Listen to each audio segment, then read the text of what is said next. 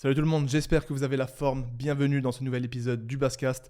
Avant de rentrer dans le vif du sujet comme d'habitude, si vous pouvez prendre 2 petites secondes pour vous abonner si vous êtes sur YouTube et si vous êtes sur une plateforme d'écoute telle que Spotify, Amazon ou Apple, si vous pouvez mettre une review de 5 étoiles, ça m'aide énormément pour tous les futurs projets et pour tous les futurs épisodes. Maintenant que ça c'est dit, on peut rentrer dans le vif du sujet. Et avant de commencer cet épisode, j'aimerais tout simplement vous souhaiter mes meilleurs vœux pour ce début d'année 2025. C'est le tout dernier podcast que j'enregistre pour cette année 2024. Donc, je pense que là, vous l'écoutez début 2025. Et j'aimerais donc tout simplement commencer par vous souhaiter une excellente année 2025 remplie de succès, de bonheur, de réussite dans tous les projets que vous entreprenez, mais également la bonne santé pour vous et pour vos proches parce que vous le méritez. Cet épisode aujourd'hui, il est extrêmement important. C'est le tout dernier épisode que je vous enregistre, comme je l'ai dit, pour cette année 2024. Et je tenais vraiment à l'enregistrer avant 2025. Vous allez comprendre pourquoi. Parce que là, au moment où je vous enregistre ça, nous sommes le lundi 30 décembre. J'ai failli procrastiner, mais je me suis dit non, cet épisode, je veux et je tiens à ce qu'il appartienne exclusivement à l'année 2024. Donc même si je le sors le 31 décembre 2024 ou le 1er janvier, peu importe, je sais que moi, je l'aurai enregistré en 2024 et c'est ça qui compte. Donc, vous avez passé une belle soirée, une bonne nuit, avec vos proches, des amis, peut-être même tout seul. Quoi que vous ayez fait, vous êtes en forme, motivé, je l'espère, et prêt à commencer cette nouvelle année 2025. Vous allez peut-être vous mettre de nouveaux objectifs, des objectifs personnels, sportifs, entrepreneuriales, professionnels, et vous allez vous mettre des nouvelles résolutions, des nouvelles habitudes. C'est extrêmement cool, c'est vraiment stylé. Mais avant de faire tout ça, avant de commencer l'année 2025, de prévoir plein de choses, des objectifs bien concrets ou des résolutions complètement farfelues que 90% d'entre nous ne vont jamais tenir parce qu'on fait ça sur le coup de l'émotion. Voilà, une année de plus, 1er janvier, on va encore se mettre des trucs, on ne sait même pas si on est capable de les tenir. Donc, avant de faire tout ça, la chose la plus importante à faire, c'est de faire le point sur l'année 2024. Faire le point et prendre du recul sur l'année qui vient de s'écouler. Et c'est ce qu'on va faire ensemble, en même temps, à travers ce podcast. Chaque année, on nous dit, enfin vous avez peut-être déjà entendu, il faut faire le point sur ton année pour mieux évoluer. Et c'est vrai, c'est absolument véridique. Il faut faire le point, prendre du recul, le positif comme le négatif, les accomplissements comme les échecs, le bien comme le mal, tout ce que vous avez fait au cours de l'année 2024, il est nécessaire et primordial de faire le point sur tout ça pour mieux comprendre où vous en êtes, quelles sont vos failles, quels sont vos points forts pour mieux évoluer sur l'année suivante, l'année 2025, que ce soit dans vos relations personnelles, professionnelles ou encore vos projets personnels et professionnels. Donc, c'est bien beau de dire qu'il faut faire le point sur l'année 2024, mais on ne nous dit jamais concrètement comment faire ce fameux point sur notre année 2024. Généralement, ce qu'on fait, c'est qu'on s'assoit vite fait, on réfléchit à notre année, on se dit « Ouais, c'est vrai que cette année, j'aurais pu être un petit peu plus assidu sur la muscu. Ouais, j'aurais peut-être pu un petit peu plus m'entraîner pour atteindre des objectifs physiques ou perso que j'aurais pu atteindre avec un petit peu plus de travail. » Et en fait, ça, tu le fais pendant 5-10 minutes, tu passes à la suite, tu recommences ton année, tu mets des nouveaux objectifs, et ensuite, l'année suivante, ça recommence et tu prends jamais le temps concrètement de faire le point sur l'année qui vient de s'écouler, les mois qui viennent de s'écouler, et les nouveaux objectifs que tu te poses. Tu poses des objectifs un petit peu au hasard, sortis de ton chapeau, tu ne sais pas trop d'où ça vient. Donc, pour le début de l'année 2025, là, dans quelques jours, je vais vous faire un podcast complet sur comment se fixer des objectifs. Je vais vous partager un petit peu les objectifs que moi je vais me fixer, comment je vais me les fixer et comment mettre en place des choses concrètes pour pouvoir atteindre ces fameux objectifs. Mais avant ça, comme je l'ai dit, avant de se fixer ces nouveaux objectifs, il est nécessaire de faire le récap de cette année 2024. Donc dans cet épisode, je vais vous partager toutes les questions que je vais me poser, que je me suis posé pour faire le point sur mon année 2024 afin de mieux évoluer sur l'année 2025. Comme ça vous donne une trame précise, une bonne guideline de questions que vous pouvez vous aussi vous poser. Donc ce que j'aimerais que vous fassiez, je vais aborder un petit peu tous les aspects, l'aspect personnel, professionnel, sportif, entrepreneurial aussi, avec mon entreprise, les réseaux sociaux. Je vais aborder tous ces sujets à travers toutes ces questions, puisque l'année 2024 est composée de tous ces éléments. Et ce que j'aimerais que vous fassiez, c'est que vous puissiez répondre à ces questions de votre côté, mais réellement. pour que ce soit efficace, clair et concret, je vous invite à noter toutes les questions de ce podcast sur un bout de papier ou dans vos notes sur votre téléphone ou sur votre ordinateur. Mais je vous assure et je vous garantis que c'est beaucoup plus efficace sur un bout de papier. D'ailleurs, la Noël, j'ai reçu de ma copine un cadeau en or, un tout nouveau carnet pour l'année 2025 dans lequel je vais pouvoir noter mes objectifs et également noter mes actions et tâches à accomplir chaque jour. Enfin bref, notez-les où vous voulez et prenez un réel temps pour répondre à ces questions. Je ne veux pas que vous soyez sur votre canapé devant une série Netflix et que vite fait, vous regardez les questions en mode « ouais, quels sont mes accomplissements ? Ouais, bah j'ai fait ça, c'était cool. » Non, vraiment, prenez un temps, que ce soit solo, avec un proche à vous, votre conjoint, votre conjointe, peu importe, posez-vous. Prenez du temps pour prendre du recul sur chacune de ces questions. Ça peut être pendant un footing, sans musique, comme je l'ai dit, avec un proche, autour d'un café, lors de votre marche matinale ou votre marche nocturne. Bref, vraiment, prenez du temps pour chacune de ces questions parce que c'est important. C'est important pour vous, pour votre progression et pour l'année 2025 qui approche. Donc, chacune de ces questions, pour ce podcast, ce que je vais faire, c'est que je vais tout simplement vous dire la question, comment y répondre pour que vous puissiez la noter et ensuite répondre à cette question de votre côté en prenant le temps. Et moi, je vais y répondre à travers ce podcast parce que ça peut peut-être vous inspirer, vous motiver et vous apporter des éléments de réponse en fonction de mon expérience et de mes connaissances. Parce que je pense qu'avec ce que j'ai accompli d'un point de vue sportif ou encore entrepreneurial ou à travers les réseaux sociaux, je peux vous apporter peut-être 2-3 trucs de mon humble expérience. Donc voilà, chaque question, ça va être un sujet, un chapitre de ce podcast. Vous pouvez les retrouver dans la timeline. Si vous êtes sur une plateforme d'écoute ou sur YouTube, vous avez tous les chapitres avec toutes les questions. Il y en a 15. Certaines sont un petit peu plus longues que d'autres. Certaines sont un petit peu plus difficiles à répondre que d'autres. C'est pour ça que je tiens vraiment à ce que vous preniez le temps de répondre à chacune de ces questions pour faire de l'année 2025 la meilleure des années. Et chaque année, on essaye d'être un petit peu meilleur. Vous savez, je vous dis souvent 0,1% chaque jour, mais ça vaut aussi sur les années. Idéalement, il ne faut pas être juste 0,1% meilleur d'une année à une autre. On va viser un petit peu un meilleur rendement, mais vous avez compris l'idée. Donc, let's go. J'espère que cet épisode va vous plaire. Et on est tout de suite parti sur la première question. Peut-être, il n'y en a pas des plus importantes que d'autres, mais l'ordre, il n'est pas du tout exhaustif. J'aurais pu inverser l'ordre, mais c'est comme ça que je les ai notés. Et on est tout de suite parti avec la première question qui concerne les grandes étapes de cette année 2024. Quels ont été les 3 événements ou réalisations les plus marquantes de votre année 2024 ? Comment ont-ils impacté votre vie et quelle est la chose qui vous a particulièrement rendu fier dans cette année 2024 ? Donc la question, c'est tout simplement quels sont les 3 événements les plus marquants de cette année 2024 et comment ils ont impacté votre vie.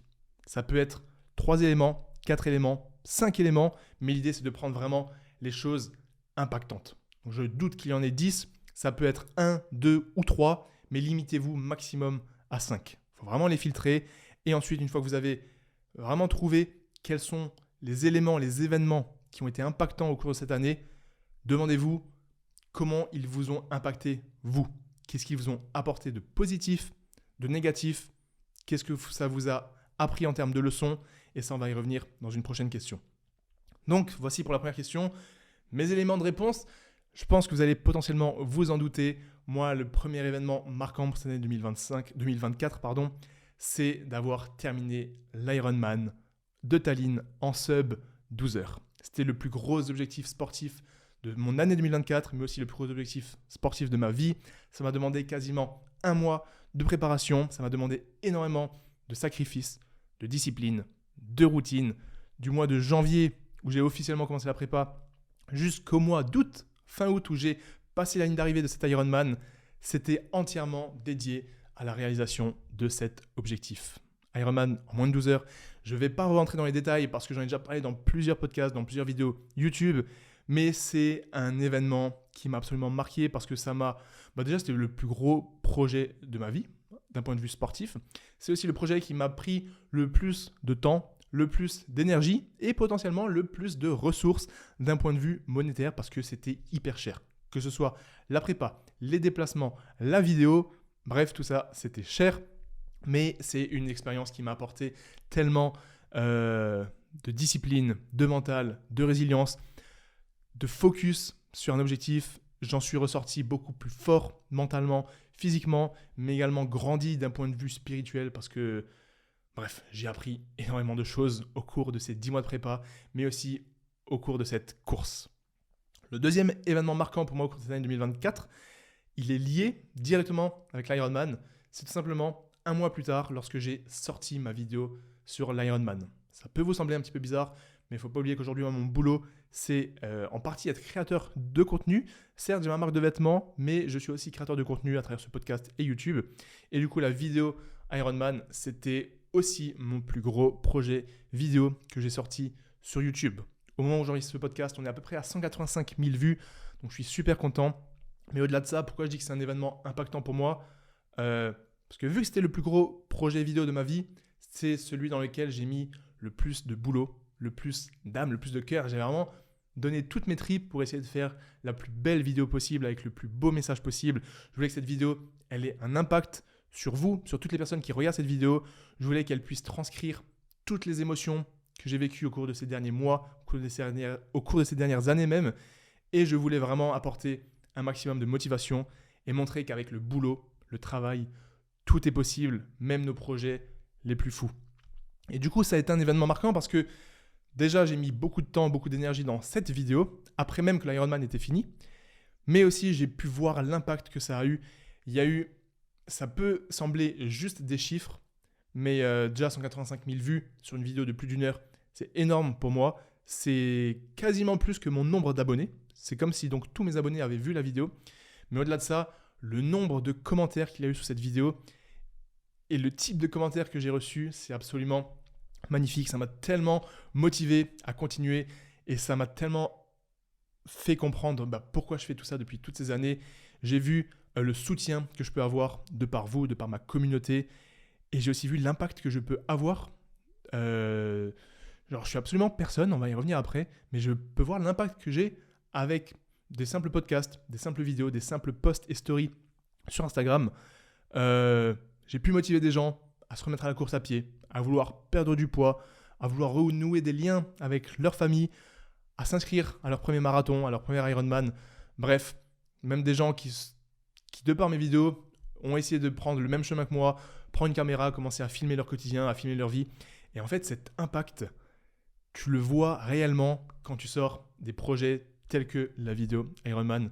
Et ça, c'est juste trop, trop magnifique. Et je me suis noté un troisième petit truc, un événement marquant dans ma vie pour 2024. Pour cette année, c'est le déménagement à Tallinn, qui n'était absolument pas prévu. Et ça n'a pas été marquant dans le sens où ça m'a changé moi profondément en tant que personne.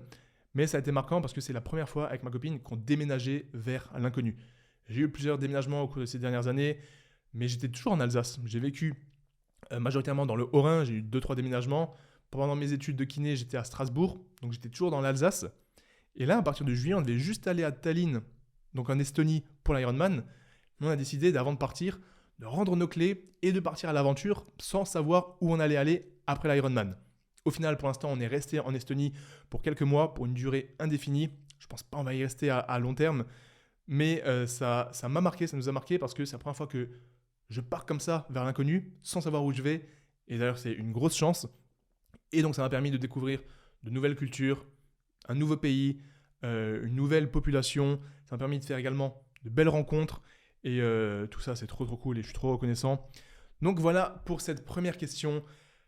Posez-vous vraiment sur quels sont les événements impactants dans votre vie en 2024 et comment ils vous ont changé en positif ou en négatif et de quoi vous êtes le plus fier.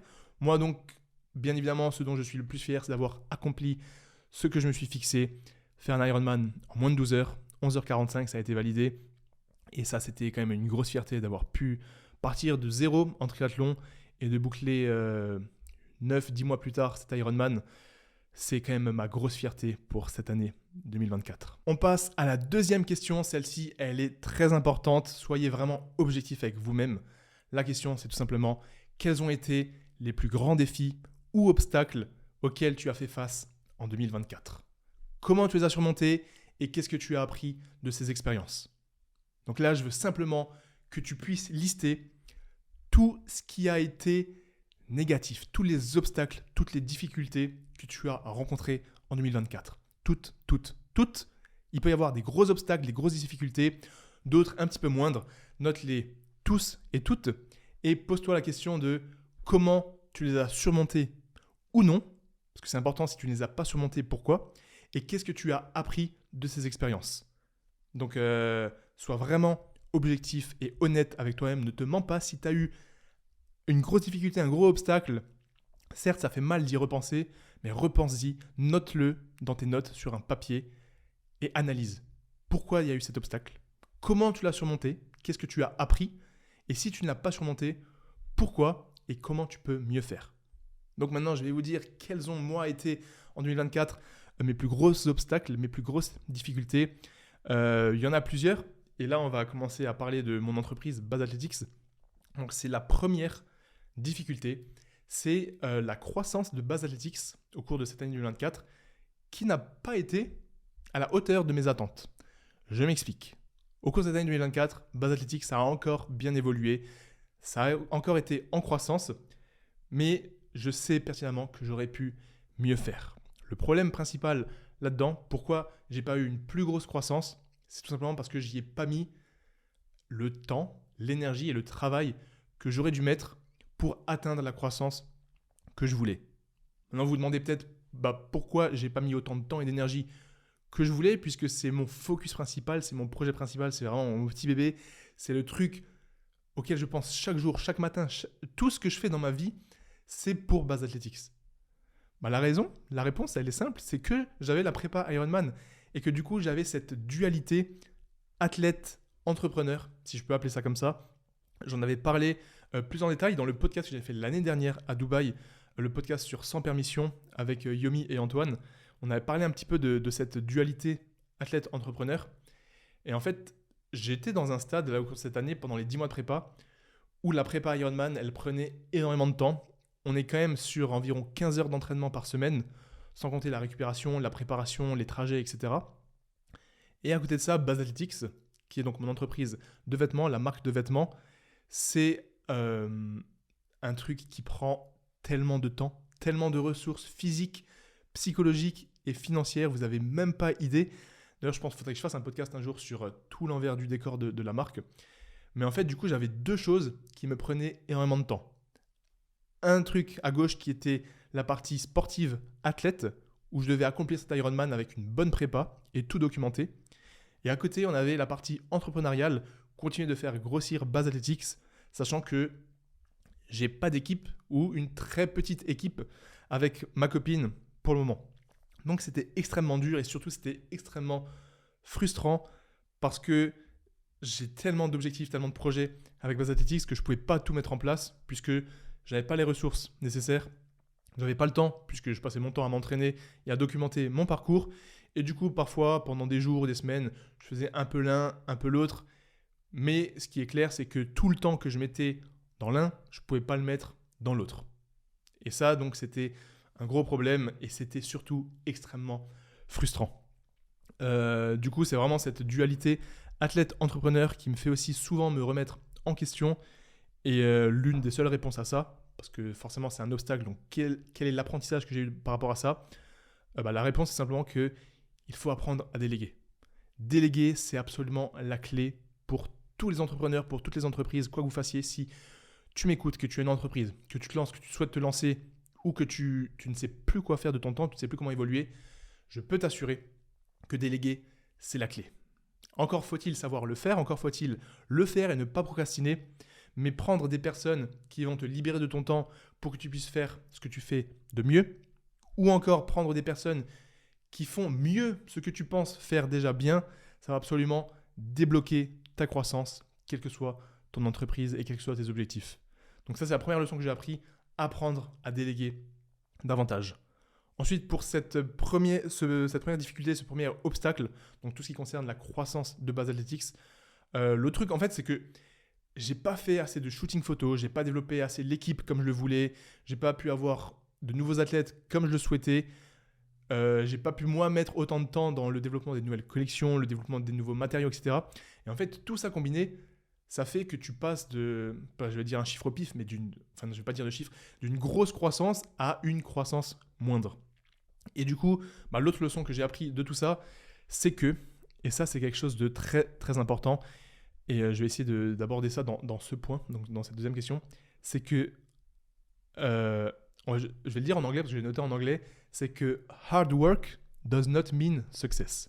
Donc, en français, ça donne le travail acharné n'équivaut pas au succès ou à la réussite. Donc en gros, on dit toujours, moi le premier, le travail paye toujours. Et ça, j'en suis absolument convaincu à 100%. Quel que soit votre projet, perso, sportif, entrepreneurial, professionnel, le travail, ça paiera toujours. Toujours, toujours, toujours. Mais là où il faut nuancer ça, c'est que le travail intelligent sera toujours supérieur au travail acharné et au travail bête. Donc t'as beau faire des heures, tous les jours, toutes les semaines, à côté de ça, c'est un mec qui travaille intelligemment, qui fait les bonnes actions régulièrement, il peut travailler beaucoup moins, beaucoup moins, et avoir beaucoup plus de succès, de réussite et de résultats que toi, tout simplement parce qu'il met les bonnes actions en place et qu'il travaille intelligemment. Donc, 2 leçons à comprendre. Le travail, ça paye toujours, mais le travail intelligent, ça paiera toujours plus que le travail acharné, qui est un travail bête. Ça, c'est extrêmement important et c'est une réalisation que j'ai eue il n'y a pas tellement longtemps. Bon, ça fait quand même quelques mois que j'avais entendu ça, même dans un podcast. Et en fait, quand je me suis dit ça, c'est qu'à un moment, je me disais, pourquoi je travaille autant ? Pourquoi je mets autant d'énergie, autant d'efforts ? Et il y a des personnes qui font, je le vois, je le sais, même des potes à moi, qui font beaucoup moins, qui ont beaucoup plus. Déjà, le beaucoup plus, est-ce qu'on parle d'argent? Est-ce qu'on parle de satisfaction? Est-ce qu'on parle de... Bref, ça peut on peut le définir sous beaucoup de façons. Mais prenons le chiffre d'affaires. Pourquoi il y a des gens qui font beaucoup moins, mais qui ont beaucoup plus ? Tout simplement parce qu'ils mettent en place les bonnes actions, les bons leviers, et potentiellement qu'ils délèguent beaucoup plus. Donc gardez bien en tête que le travail acharné, ce n'est pas toujours la solution. Parfois, il faut juste travailler plus intelligemment et en faire moins. Et avec ça, le deuxième point que je me suis noté, j'en ai déjà parlé un jour dans un podcast, c'est que il y a une énorme différence entre être productif et être efficace. Et la majorité des gens, moi le premier, parfois on a tendance à être occupé, mais on n'est pas du tout efficace. En fait, le truc, c'est que productif et occupé, c'est pas du tout pareil. Généralement, quand tu es productif, tu es occupé, mais souvent, quand tu es occupé, tu n'es pas forcément productif. Je vais vous donner un exemple très concret. Tu dois développer une chaîne YouTube, puisque là, on va dire que c'est mon exemple. Tu dois développer une chaîne YouTube. Ce qu'il faut faire pour développer une chaîne YouTube, c'est bombarder des vidéos, des concepts, des vidéos, des shorts, potentiellement maintenant, format vertical, faire des bonnes miniatures, mettre des bons titres, regarder ce qui marche pas, et bombarder du contenu régulièrement. Si tu commences à te poser, que tu n'as même pas encore créé ta chaîne YouTube, tu commences à réfléchir au nom, à la bannière de ta vidéo, enfin à la bannière de ta chaîne YouTube, que tu commences à lister des concepts, que tu commences à trier les concepts, à voir, ok, est-ce que ce concept est mieux que celui-là pour la première vidéo ? En fait, tu passes du temps à rien faire. C'est de la putain de branlette intellectuelle, pour être vulgaire. Et ça, moi, j'en ai aussi été victime. Et qu'en fait, à côté de ça, pendant que toi, tu listes tous les trucs que tu peux faire, ce qui peut marcher, ce qui va ne pas marcher, les éventuels problèmes que tu peux rencontrer, tu vas être extrêmement occupé, mais tu seras absolument pas productif parce que tu ne vas rien faire. À côté de ça, le mec qui va créer sa chaîne YouTube, bombarder et poster plein de vidéos, il va déjà être en train de construire une communauté, une audience et il va cartonner. Alors que toi, à côté de ça, tu vas te dire « Putain, mais moi, je bosse beaucoup plus, lui, il met juste une vidéo. » Bah oui, tu bosses plus, mais comme je l'ai dit avant, tu bosses pas intelligemment parce que tu fais rien de concret. Et c'est là la grosse différence entre être occupé et être productif. Pareil, si tu as des tâches concrètes à faire, généralement, on a des discussions compliquées à avoir, on a des mails dérangeants à avoir avec des personnes. C'est des situations qui nous mettent dans l'inconfort. Et nous, avec notre petite psychologie humaine, notre cerveau, on repousse l'inconfort, donc on va procrastiner ces tâches qui sont tellement importantes pour avancer, et on va commencer à checker les mails, à faire des listes de choses, à ranger notre bureau, et pendant ce temps-là, on est occupé. Et c'est encore pire parce qu'on procrastine des tâches qui sont importantes, mais vu qu'on est quand même occupé, notre cerveau, il n'a pas l'impression de procrastiner. Tu vas terminer ta journée, tu vas dire « Putain, aujourd'hui, j'ai quand même été productif. » Et non, tu n'as pas été productif, tu as juste été occupé. Parce que ranger ton bureau, répondre aux mails, faire des petites checklists par-ci par-là, ça sert à rien tant que tu n'as pas eu cette putain de conversation que tu dois avoir avec ton boss, ton manager, ton employé. Bref, tous ces trucs inconfortables que tu sais pertinemment que tu dois faire. Donc tout ça pour dire que j'ai appris aussi avec Buzz Athletics, avec YouTube et les réseaux sociaux, que faut vraiment définir des tâches concrètes et intelligentes qui sont en lien direct avec notre objectif. C'est ce que notamment Jeff Bezos, donc PDG de Amazon, dit souvent, c'est que, je ne sais pas à quel point c'est vrai, mais c'est que toutes les actions qu'il fait au quotidien dans sa vie, tout est profitable à Amazon. S'il y a un truc qui n'est pas en lien avec la croissance d'Amazon, il ne va pas le faire. Bon, c'est un extrême forcément, mais vous avez compris l'idée. Donc vraiment, notez qu'il faut travailler dur pour réussir, mais il faut surtout travailler intelligemment. Il faut être productif et pas juste être occupé. Et donc pour être productif, il faut mettre en place des plans d'action concrets, des objectifs concrets et mesurables. Et ça, on le verra dans le prochain podcast, comment mettre en place des objectifs concrets. Et il faut déléguer. Déléguer, ça va vous permettre d'embaucher et de bosser avec des personnes meilleures que vous dans les domaines que vous ne maîtrisez pas. Et ça va aussi vous permettre de gagner du temps pour vous consacrer à votre zone de génie. Admettons, vous êtes un sportif entrepreneur. Si vous devez faire beaucoup de sport pour l'image de votre marque, vous ne devez pas passer du temps derrière votre site web. Vous devez faire du sport pour faire des compétitions, pour faire du contenu. Donc, vous devez déléguer quelqu'un qui s'occupe du site web. Si votre génie, c'est de dessiner, vous devez dessiner, et quelqu'un s'occupera de la vente de vos dessins. En ligne, en réel, peu importe, dans un magasin. Mais vous devez dessiner puisque c'est là que vous êtes bon. Donc, déléguer, ça permet d'embaucher des personnes meilleures que nous dans certains domaines, donc pour améliorer l'effet levier. Et ça permet surtout de gagner du temps pour nous concentrer sur notre zone de génie, là où on est le meilleur. Et donc l'apprentissage aussi, c'est l'importance d'avoir une routine et des objectifs concrets, précis. Comme ça, on sait exactement quelles actions à mettre en place chaque jour, chaque semaine, pour atteindre l'objectif ultime. Donc voilà pour les gros défis et obstacles que j'ai rencontrés, parce que clairement, tout a touché à Buzz Athletics. J'ai eu des défis et des difficultés au niveau de la prépa Ironman, mais c'est pas forcément pareil. Enfin là, c'est juste que forcément l'entraînement Ironman, il est dur. J'ai rien appris de ça, si ce n'est que la discipline prendra toujours le relais sur la motivation et que ça c'est très important. Mais je voulais vraiment aborder là la partie Buzz Athletics. Et donc je vous ai dit ce que j'ai appris de cette expérience et comment je les ai surmontés. Pour l'instant avec Buzz Athletics, je ne les ai pas encore surmontés. Là, j'ai eu pas mal de mouvements. On a embauché une cadreuse pour le montage vidéo. Au moment où vous regardez cette chaîne, vous regardez ce podcast, je viens de lancer la chaîne YouTube Buzz Athletics dans laquelle on va poster beaucoup de contenu pour l'année 2025. Ça, j'ai trop hâte. Donc là, je suis en train de mettre en place tous ces trucs pour augmenter la croissance de Buzz Athletics, améliorer l'image de marque, améliorer la communauté, avoir une équipe d'athlètes. Là, je suis en train d'écrire à des personnes. D'ailleurs, si vous êtes intéressé, mais seulement si vous faites du contenu régulièrement ou que vous êtes un gros sportif avec un gros palmarès et que vous êtes intéressé, n'hésitez pas à me le dire dans les commentaires potentiellement. Mais si vous n'avez pas de contenu, ça ne sert à rien parce que j'ai déjà eu plein de messages.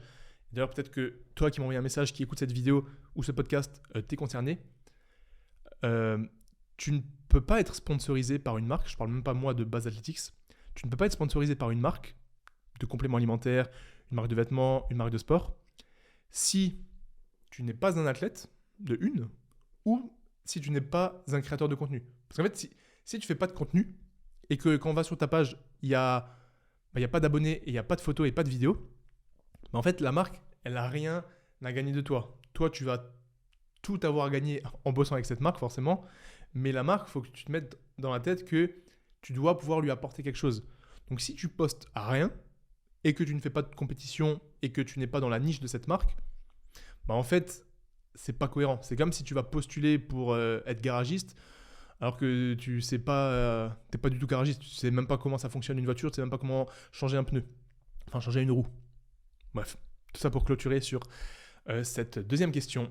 Quels sont les plus gros obstacles et défis que tu as rencontrés en 2024 ?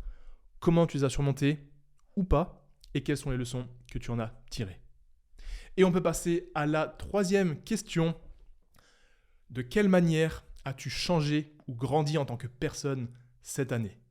Là, je veux que tu penses à des changements dans tes croyances, dans ta personne, dans tes attitudes, dans ton comportement. Comment tu as changé et évolué en tant que personne pendant cette année 2024. Très important, celle-là, tu peux éventuellement demander à des proches à toi qui te connaissent très bien, avec qui tu passes beaucoup de temps. Elle est un petit peu plus complexe à répondre. Moi, je me suis noté des éléments de réponse. Je vais essayer de vous les partager avec vous. Ça peut peut-être vous parler. Mais vraiment, demandez-vous, est-ce que j'ai des croyances qui ont changé ? Et on ne parle pas forcément de croyances religieuses, ça peut être dans tous les domaines de la vie. Est-ce que j'ai mes comportements qui ont changé envers certaines habitudes, certaines routines ou même certaines personnes ? Et est-ce que mon attitude a changé ? Est-ce que je suis devenu peut-être plus hautain ? Est-ce que je suis devenu peut-être moins motivé, moins discipliné ? Qu'est-ce qui a changé ? Pourquoi ? Très importante cette question. Moi, la première chose pour cette année, comment je me suis développé, comment j'ai grandi en tant que personne, c'est que j'ai essayé de développer au maximum mes connaissances et mes compétences sur de divers sujets. Comme je l'ai fait sur l'année d'avant, en 2023, j'ai essayé de continuer de lire au maximum et d'écouter un maximum de podcasts pour en apprendre un maximum d'informations sur comment fonctionnent les relations humaines, comment fonctionne le monde. Certes, vous ne pourrez jamais tout savoir, donc choisissez les domaines qui vous intéressent, puisque généralement, quand vous avez un domaine qui vous intéresse, vous allez apprendre mieux, vous allez être plus intéressé, et si vous êtes plus intéressé, vous prendrez plus de temps pour vous renseigner sur ce domaine. C'est comme quand vous voulez commencer à lire. Si vous commencez à lire par des livres qui ne vous intéressent pas, vous n'allez jamais commencer à lire parce que ça va toujours vous saouler. Donc prenez un livre qui vous intéresse. Et là, pareil, pour développer vos compétences et vos connaissances, choisissez d'abord un domaine qui vous plaît, qui vous intéresse.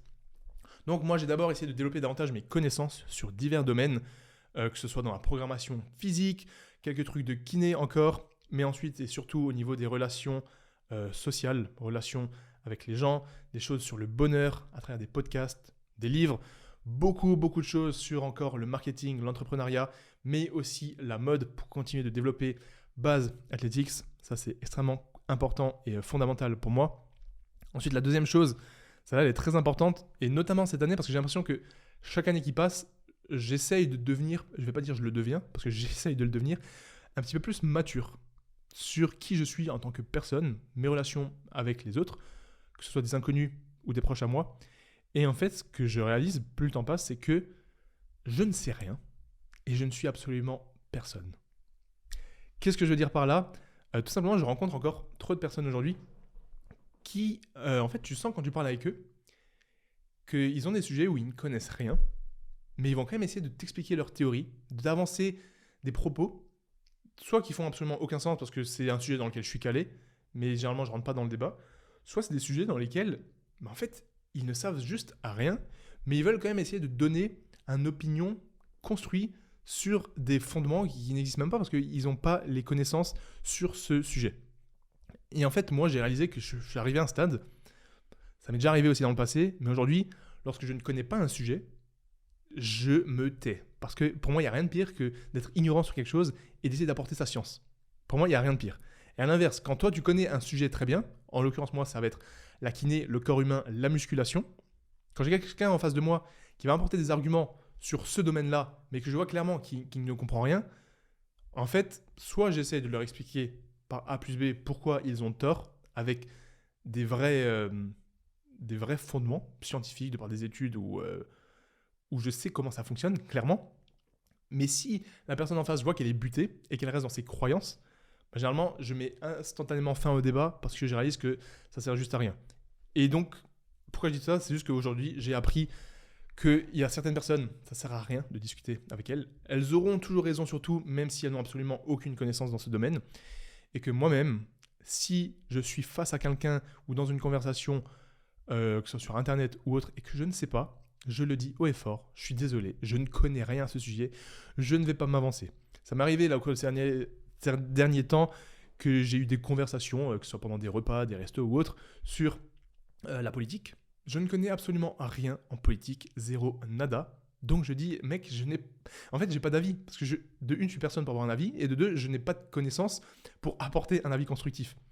Un autre sujet, c'était par exemple tout ce qui touche au climat, que ce soit le réchauffement climatique ou le climato-sceptisme. Je n'y connais rien, je n'ai pas passé assez de temps là-dessus pour avoir des éléments à apporter. Donc tout ça, j'ai appris à dire, mec, je suis désolé, je ne connais pas, je suis nul là-dessus, donc je ne peux pas t'apporter d'éléments de réponse.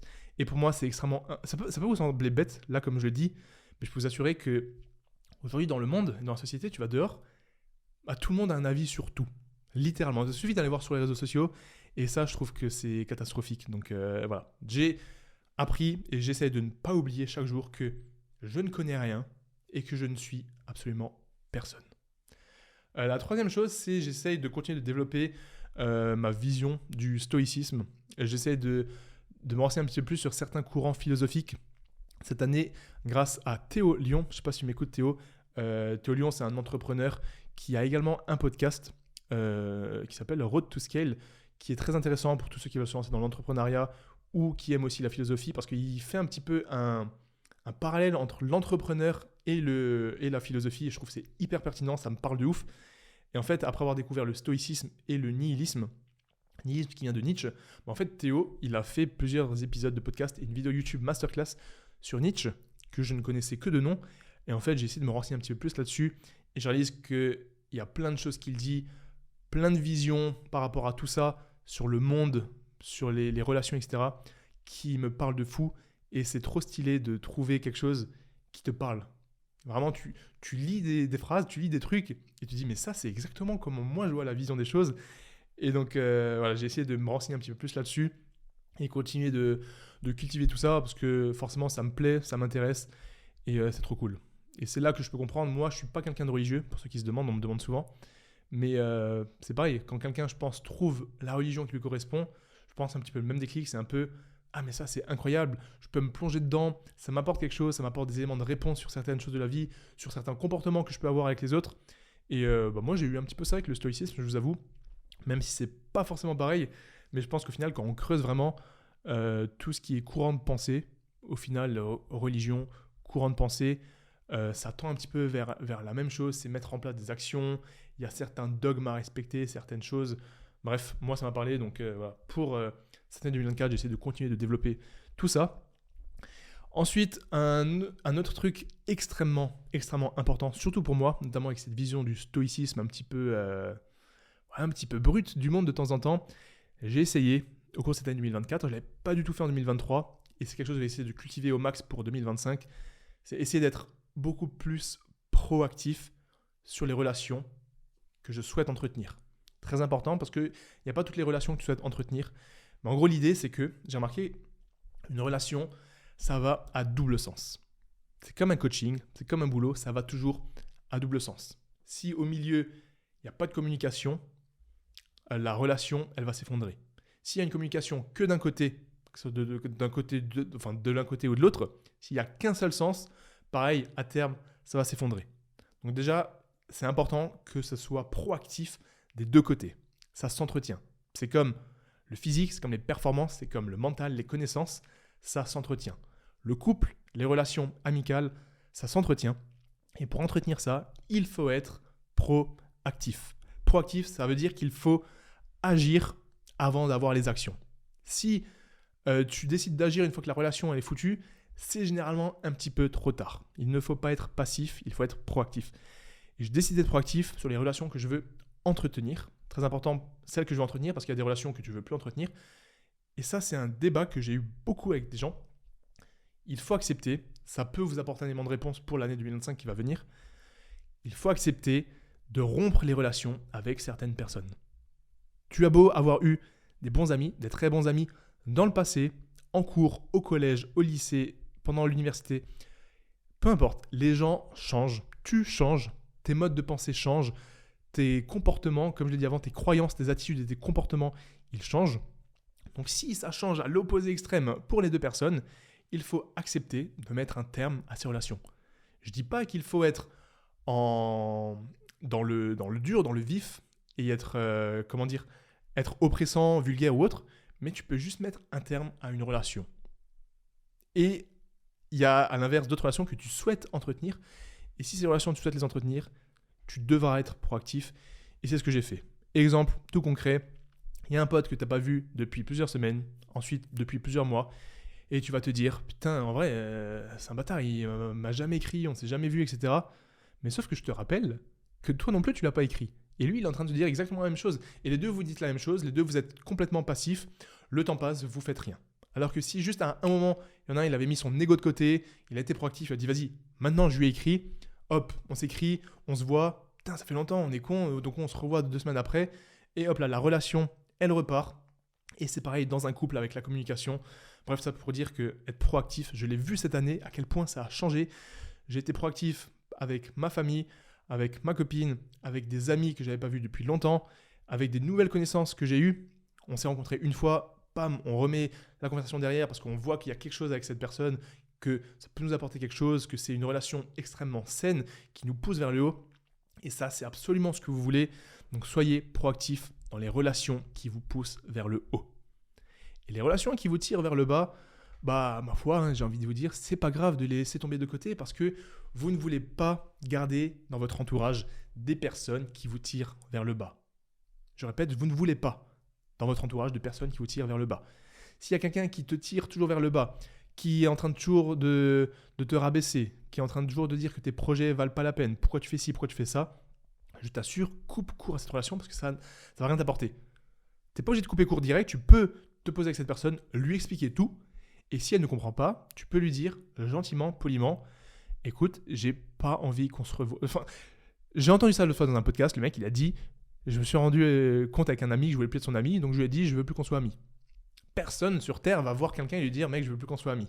Mais tu peux simplement expliquer à la personne que si elle ne change pas de comportement et qu'elle décide de ne pas te soutenir davantage, bah vous allez probablement plus vous voir parce que vos chemins vont être complètement divergents. N'oubliez jamais que vous êtes la moyenne des 5 personnes que vous fréquentez. Donc si vous réalisez que vous avez 1, 2, 3, voire même 4 ou 5 personnes négatives dans votre cercle, bah soyez sûr que vous allez être la moyenne de 5 personnes négatives. Donc tout ce que vous allez faire dans votre vie, ça va plutôt vous tirer vers le bas que vers le haut. Donc soyez proactifs, choisissez bien vos relations, celles que vous voulez entretenir, et n'ayez pas peur de couper certaines relations toxiques. Et la dernière chose qui m'a fait grandir cette année, enfin que j'ai changé au fond de moi en termes de croyances, d'attitude et de comportement, c'est de toujours se mettre à la place des autres. On a tendance, surtout aujourd'hui, dans la vraie vie ou à travers les réseaux, d'être dans le jugement. On est dans le jugement permanent, constant. On juge comment les personnes s'habillent, on juge leurs choix politiques, on juge leur goût, on juge leur coiffure, on juge même leur sport. Je commence le triathlon, tu te fais juger par des mecs de la muscu, les triathlètes ils te rabaissent, tu fais de la course sur route, les mecs qui font du trail ils te rabaissent, les mecs de course sur route ils rabaissent ceux qui font du trail, ceux qui font du aerox rabaissent ceux qui font du crossfit. Bref, je sais pas ce qui se passe avec la société aujourd'hui et c'est là que moi j'essaye d'être le plus stoïque possible et que, enfin bref, je trouve c'est un truc de fou. Donc rappelez-vous que vous ne connaissez rien de personne. Déjà comme j'ai dit avant, on ne connaît rien et on n'est personne, mais on ne connaît rien de la vie des gens et on n'est personne pour eux. Donc si tu vas juger quelqu'un et que tu vas te dire ce qu'il fait c'est n'importe quoi, ce qu'il fait c'est complètement con, ce qu'il a acheté c'est complètement débile, moi j'aurais pas fait ci, moi j'aurais pas fait ça, mais en fait on ne connaît rien de leur vie, de leur prisme de vie qui est quasiment infini, on ne connaît même pas 0,1% j'ai envie de dire.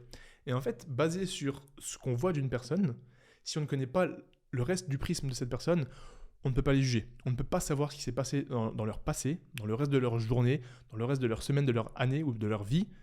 On ne sait pas ce qui s'est passé qui les a amenés à faire ces choix-là à l'instant T. On ne sait pas les traumatismes qu'ils ont pu avoir, les obstacles qu'ils ont pu rencontrer, les défis de la vie qu'ils ont pu rencontrer. Bref, on ne sait absolument rien et il faut apprendre à ne pas juger les gens. Ça, c'est un truc de fou. J'ai longtemps été dans le jugement, moi le premier, mais ça fait quelques années, et surtout là, cette année, j'ai bien réussi à le développer. Et j'essaye de ne plus être dans le jugement parce qu'on ne connaît rien des personnes. Et franchement, ça, je trouve que c'est quelque chose, si vous pouvez le changer pour l'année qui vient, c'est absolument magnifique. Ça fait tellement de positif et j'essaye de l'inculquer aux gens avec qui je suis, les gens que je fréquente, c'est que quand je vois qu'ils sont dans le jugement, souvent je dis mec, mais pourquoi tu juges en fait? T'en sais rien. Oui, ce qu'il fait pour toi, selon comment toi tu vois la vie, c'est de la merde. Mais cette personne, elle voit la vie complètement différemment. Et ça, c'est quelque chose pour lequel on ne pourra jamais rien faire. Donc il faut juste apprendre à ne pas être dans le jugement. Donc voilà pour cette troisième question. De quelle manière as-tu grandi ou changé en tant que personne ? Pense à des changements dans tes croyances, dans tes attitudes et dans tes comportements. La quatrième question que j'aimerais que tu te poses, c'est tout simplement, y a-t-il des objectifs en 2024 que tu n'as pas atteints ? J'aimerais que tu réfléchisses aux raisons pour lesquelles tu n'as pas atteint cet objectif ou ces objectifs et comment tu te sens par rapport à ça. Quand je dis comment tu te sens par rapport à ça, est-ce que tu es plutôt frustré ? Est-ce que tu es déçu ? Ou est-ce que tu es confiant parce que tu sais exactement ce que tu dois faire pour atteindre des objectifs pour l'année suivante ? Donc moi, je vais répondre assez rapidement parce que ce que je vais vous dire, ça rejoint un petit peu la question sur les défis et obstacles que j'ai rencontrés avec Basalytics. Donc les objectifs que je n'ai pas atteints cette année, en soi, il n'y en a pas tellement puisque mon objectif principal, c'était l'Ironman, tout simplement, et je n'avais pas de plus gros objectif que ça. Mais à côté de ça, comme dit Basalytics, ce n'était pas forcément à la hauteur de la croissance que j'espérais. Même s'il y a eu une croissance, j'aurais pu faire mieux parce qu'il n'y a pas eu assez de marketing, pas eu assez de communication, j'ai pas mis assez de travail pour les drops, etc. etc. C'est tout ce que je vous ai dit dans le début de ce podcast. J'ai pas assez délégué, j'ai pas mis une équipe en place telle que je souhaitais. Tout simplement parce que j'avais déjà trop de temps à allouer à la prépa Ironman et à la création de contenu. Et forcément, quand vous avez plusieurs activités, vous ne pouvez pas mettre 100% dans chaque activité. Donc, chaque temps et chaque énergie que vous mettez dans une activité, c'est du temps et de l'énergie que vous n'avez pas dans une autre activité. Donc, il est très important de faire votre choix et d'être en paix avec le choix que vous allez faire. Donc, sinon, je me suis également noté que au niveau, quelque chose que je n'ai pas trop accompli cette année et que j'aurais pu espérer mieux, c'est la croissance en termes de chiffres purs au niveau des réseaux sociaux, en termes d'abonnés, clairement. Donc, sur Instagram, ça va, mais c'est surtout sur YouTube. Et en fait, je sais exactement c'est pourquoi. C'est simplement parce que je continue de documenter mon parcours sportif, entrepreneurial et personnel à travers des vlogs. Aujourd'hui, on le sait et je suis totalement en paix avec ça, les vlogs, ce n'est pas ce qui apporte le plus de trafic puisque tu crées la communauté, tu partages avec ta communauté et ça n'attire pas de nouvelles personnes, de nouveaux spectateurs. Puisque ce n'est pas des sujets clivants, ce n'est pas des sujets à thème, ce n'est pas des sujets putaclic tels que des gros concepts vidéo. Quand je dis putaclic, ce n'est pas un terme péjoratif, c'est juste pour que vous compreniez de quoi je parle. Donc forcément, en faisant des vlogs régulièrement, je garde la même base d'abonnés que j'ai, mais j'en récupère pas beaucoup de nouveaux. Et ça, c'est peut-être parce que j'étais dans ma zone de confort de ne pas faire de nouveaux contenus, peut-être que j'avais peur de faire du nouveau contenu, j'avais peur du jugement, parce que oui, encore aujourd'hui, dites-vous, ça c'est très important, j'ai commencé du YouTube en 2017, aujourd'hui on est en 2024, pour ne pas dire 2025, j'ai toujours parfois une appréhension de sortir certaines vidéos. Encore aujourd'hui, après 500 vidéos, 500 vlogs postés, je me demande encore parfois, ouais mais si je mets ce titre, les gens ils vont me saouler, ils vont pas aimer, ouais mais si je mets cette miniature, il y a des gens ils vont critiquer. Encore aujourd'hui, on a beau être stoïque, on a beau mettre un filtre de Bazinga le créateur de contenu et Olivier la personne, c'est le métier, ça c'est la personne, c'est quand même dur parfois d'être totalement d'être totalement stoïque par rapport à certains commentaires, à certains retours, même si en fait il n'y a même pas de commentaires négatifs, mais c'est juste cette appréhension parfois de tester quelque chose de nouveau, de poster quelque chose de nouveau, alors qu'au final c'est juste notre métier, on est juste là pour poster du contenu et on est juste là pour poster des choses qui nous font plaisir. Donc oui, je peux vous assurer que encore aujourd'hui, parfois quand j'ai envie de faire des nouveaux concepts, j'ai envie de poster certains réels, certaines vidéos, je me dis non mais je vais pas faire ça, ça va être trop bizarre.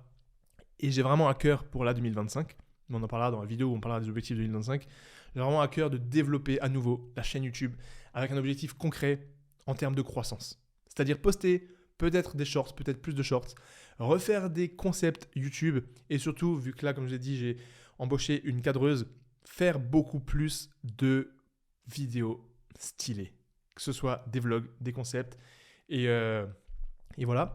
Et la troisième chose pour moi que je n'ai pas forcément à réaliser comme je le voulais, c'est que sur les derniers mois de l'année, donc septembre, octobre, novembre, j'ai dû délaisser le podcast, le Basscast, parce que déjà il y a eu la vidéo Ironman qui m'a pris énormément de temps, et ensuite j'étais entre deux déménagements ici en Estonie à Tallinn, j'avais pas mon nouveau setup. Là, si vous êtes sur YouTube, j'ai une belle ring light, j'ai une belle lumière, je l'ai acheté ce matin, je l'ai acheté le matin du lundi 30 décembre. Donc pendant 4 mois en Estonie, je n'avais pas de ring light et c'était juste trop galère. Et vu qu'il fait super sombre ici en hiver, j'avais pas une bonne lumière, donc je procrastinais les podcasts. Et ça a fait que pendant 3 mois, il n'y a pas eu de podcast. Et je suis dégoûté. Mais ça aussi, au moins, je sais c'est quoi l'erreur, je sais quoi la faille. Et en 2025, je vais pouvoir bosser dessus et reprendre à fond YouTube, à fond les podcasts et faire de 2025 une année absolument magnifique. Donc, je suis confiant par rapport à tout ça. Mais je répète, posez-vous cette question. 4e question. Quels sont les objectifs ou aspirations de 2024 que tu n'as pas atteints? Pourquoi tu n'as pas réussi à les atteindre? Et comment tu te sens par rapport à ça? 5e question. Qu'est-ce qui t'a surpris cette année, que ce soit positivement ou négativement? Et comment tu réagis à ces événements inattendus? Donc moi, je m'en suis noté 3. Cette question, elle va aller assez vite parce que là, c'est juste des choses. S'il y a quelque chose que tu ne t'attendais pas qui est arrivé, quelque chose de positif, quelque chose de négatif, comment tu as réagi face à cet inattendu? Est-ce que ça t'a apporté du stress, de la joie? Est-ce que tu as réussi à rester stoïque, focus? Bref, moi, le premier truc, assez simple, je ne vais pas revenir là-dessus, je pensais que l'Ironman, passer la ligne d'arrivée de cet Ironman, de cet objectif tant convoité, pour lequel je me suis préparé pendant presque un an, je pensais que ça allait m'apporter beaucoup plus d'émotions. Je pensais littéralement que j'allais pleurer sur la ligne d'arrivée, que j'allais ressentir un truc de malade mental. Ça a été le cas. Il y a eu beaucoup d'émotions, surtout pendant la course. J'ai limite eu plus d'émotions à certains moments de la course que sur la ligne d'arrivée. Mais vraiment, je pensais que le passage de cette ligne d'arrivée, retrouver ma copine, bref, je pensais que tout ça, ça allait être un truc de fou. Et ça n'a pas forcément été ce truc de fou que j'imaginais. Est-ce que c'est bien? Est-ce que c'est pas bien? Je ne sais pas. Je le prends pas négativement. Je le prends pas non plus positivement. Je pense que c'est juste comme ça que moi je suis. Je sais qu'il y a des personnes beaucoup plus émotives. Eric notamment, on a passé la même ligne d'arrivée. Il a été beaucoup plus touché. Bref, je sais que je suis comme ça. Donc pour moi, c'est pas un problème. Deuxième surprise de cette année, c'est que on a eu un lapin avec ma copine. Petite histoire par rapport à ça, le lapin Peanut, vous l'avez vu dans certains vlogs. Je me suis dit, je vais en parler de ça rapidement dans le podcast. Je suis pas du tout quelqu'un qui kiffe. Enfin, j'aime les animaux, mais je suis pas quelqu'un qui a besoin d'avoir un animal. On n'en a jamais eu en famille, donc j'ai jamais eu ce besoin. Ma copine, elle voulait un chien. Je trouve que moi, un chien, ça reste quand même un petit peu chiant au niveau de l'entretien, au niveau des voyages et surtout au niveau de ce que je faisais dans mon quotidien. Ça me correspondait pas forcément. Et du coup, au début de l'année, en janvier, quand elle m'a dit si jamais on prend un lapin, de base, je me suis dit, vas-y, c'est un lapin, c'est un tout petit truc, je vais pas te dire non. Donc, on a pris un lapin, le fameux Peanut, et ça s'avère que c'est extrêmement drôle et c'est extrêmement attachant, un lapin. Là, maintenant, ça fait 12 mois qu'on l'a, vous l'avez vu dans certains vlogs, comme je l'ai dit. C'est extrêmement drôle, extrêmement attachant. Et je comprends à 100% tous les gens qui ont des animaux, que ce soit des chiens, des chats, des lapins ou n'importe quel autre animal. Je comprends le lien que vous pouvez avoir avec ces animaux. Et c'est vrai que ça crée vraiment des relations, ça crée vraiment quelque chose. Et je vous avoue que ça m'a surpris et c'est pas du tout quelque chose que j'aurais imaginé pour cette année 2024. Et la dernière surprise de cette année, c'est le déménagement en Estonie à Tallinn. C'était pas du tout prévu. Comme dit, je pensais pas du tout au début de l'année 2024. Si tu m'avais dit, dans 6 mois, tu vas déménager pour l'Ironman là-bas et tu ne vas pas revenir de l'année, j'y aurais pas cru du tout parce que de base, on avait prévu de partir 1 mois en Estonie pour l'Ironman, ensuite voyager un petit peu et revenir en France, je ne sais où, dans le sud, en Alsace, peu importe. Et au final, vu que le mois de l'Ironman à Tallinn, ça s'est super bien passé, on a aimé cette ville, c'était cool, il y avait un bon mood. On s'est dit, pourquoi ne pas rester plus longtemps, vu que de toute façon, on a rendu les clés de notre appartement et que là, c'est pas qu'on a nulle part où aller, c'est plutôt qu'on peut aller où on veut. Plutôt que d'aller quelque part où on ne connaît pas, là, ça fait 1 mois qu'on est ici à Tallinn, c'est cool, on s'y sent bien, j'ai fait de belles rencontres, je peux m'entraîner, je peux filmer du beau contenu, je peux continuer de bosser sur mes projets avec Base Athletics. Maintenant que l'Ironman est terminé, autant y rester. Donc là, on est en décembre, on y est toujours. On va potentiellement, je ne sais pas encore, on est en train d'y réfléchir, revenir là en France normalement, mais je ne sais pas trop quand, ni comment, bref, ça c'est encore l'incertitude. Mais voilà, en tout cas pour cette année 2024, je ne pensais pas du tout que j'allais terminer les 5-6 derniers mois de l'année en Estonie, dans le nord de l'Europe, le nord-est de l'Europe. Et c'est plutôt cool. Comme expérience de vie, franchement, ça fait plaisir. Passer du jour au lendemain, se dire, on part dans l'inconnu. Surtout, c'est pas que je suis allé en Allemagne ou en Suisse ou en Italie, quoi. C'est vraiment en Estonie. Quand je dis ça à des proches ou à des gens, ils étaient vraiment en mode... la majorité, ils savent pas où c'est l'Estonie. Ça m'a choqué. Mais ouais, c'était assez drôle. Et voilà pour les 3 surprises. Donc posez-vous cette question. Qu'est-ce qui vous a surpris cette année, que ce soit positivement ou négativement? comment tu as réagi face à cette surprise, face à cette incertitude et comment tu te sens par rapport à tout ça. Et on va attaquer la 6e question. Celle-ci, elle est très importante. Elle va parler de gratitude. Pourquoi es-tu le plus reconnaissant pour cette année 2024 ? J'aimerais que tu penses aux personnes, aux expériences, aux opportunités qui ont pu enrichir ta vie ou qui ont pu faire de la personne qui tu es aujourd'hui. Personne, expérience, opportunité, action au quotidien. Pourquoi tu es reconnaissant pour cette année 2024 ? Moi, je vais vous les lister. La première des choses, forcément, il ne faut pas l'oublier, il ne faut jamais l'oublier, être en bonne santé mentale et physique. Je suis extrêmement reconnaissant d'être en bonne santé mentale et physique. Donc certes, ça se travaille, mais certes, c'est également une grosse part de chance. Quand je dis ça se travaille, c'est-à-dire que en ayant des bonnes habitudes, une bonne alimentation, une bonne hygiène de vie, une bonne routine sportive, on peut nettement améliorer notre condition physique et mentale. Mais à côté de ça, il y a une grosse part de chance et ça, il faut être reconnaissant chaque jour d'être en bonne santé, de pouvoir marcher, courir, faire du sport, soulever lourd, faire un Ironman, faire 12 mois de prépa sans se blesser, sans tomber dans une quelconque dépression, sans avoir de coups de blues, même si j'ai eu des moments difficiles, des moments où j'étais anxieux, stressé. Je suis reconnaissant d'être en bonne santé physique et en bonne santé mentale et il ne faut jamais l'oublier. Deuxième des choses, c'est je suis extrêmement reconnaissant de vivre de ma passion.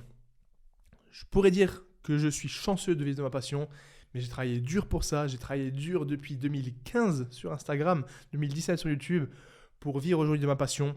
C'est un stress au quotidien, c'est une charge mentale au quotidien, c'est des heures et des heures et des heures de travail, du lundi au dimanche, tous les jours de l'année. Et surtout, c'est des remises en question perpétuelles avec la marque de vêtements, avec les coachings, avec les vidéos YouTube, les podcasts. Mais tout ça, j'adore, c'est ma passion, c'est ce qui me fait vibrer, c'est mon moteur littéralement au quotidien. Et je ne pourrais pas faire mieux aujourd'hui. Franchement, je suis tellement épanoui dans ce que je fais. Tous les aspects, tout le prisme de mon activité, des vidéos YouTube à la création de stories sur Instagram, au podcast, à la création de vêtements pour Base Athletics, au shooting pour basse performance, jusqu'au coaching avec les challenges que je lance. J'adore, j'aime ce que je fais. C'est en partie grâce à vous, c'est en partie grâce à moi aussi, grâce au travail que je fais, et en partie grâce aux personnes qui me soutiennent. Mais voilà, je suis reconnaissant de vivre de ma passion au quotidien et de pouvoir vivre, partout dans le monde. C'est aussi pour ça que j'ai eu l'opportunité et la chance de déménager à Tallinn ou n'importe où dans le monde, parce que tant que j'ai ma caméra, mes ordis et que j'ai Internet avec mon téléphone pour être en contact avec les fournisseurs, mes équipes, mes collaborateurs, les freelances, etc., je peux bosser et je peux avancer sur mes projets.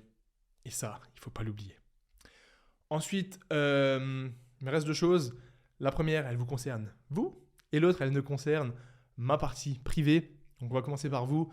Je suis reconnaissant de pouvoir motiver et inspirer autant de personnes au quotidien, que ce soit grâce au podcast que vous êtes en train d'écouter. Peut-être vous êtes en train de l'écouter là, en train de courir. Peut-être vous êtes en train de marcher. Peut-être vous êtes tout simplement en train de faire la vaisselle, ranger votre chambre.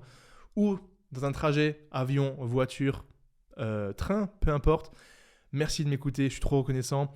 Et je l'ai dit au début de vidéo, quand je vois les retours que j'ai sur certaines vidéos, les gens que je peux motiver à faire du sport, à reprendre le boulot, à reprendre les cours, à se lancer des projets perso, des projets professionnels, c'est juste incroyable. Et jamais j'aurais imaginé quelques années auparavant que à travers une simple caméra, à travers un simple micro, je peux impacter positivement la vie de certaines personnes. Je peux positivement impacter ta vie à toi, peut-être, si tu m'écoutes et que tu me regardes.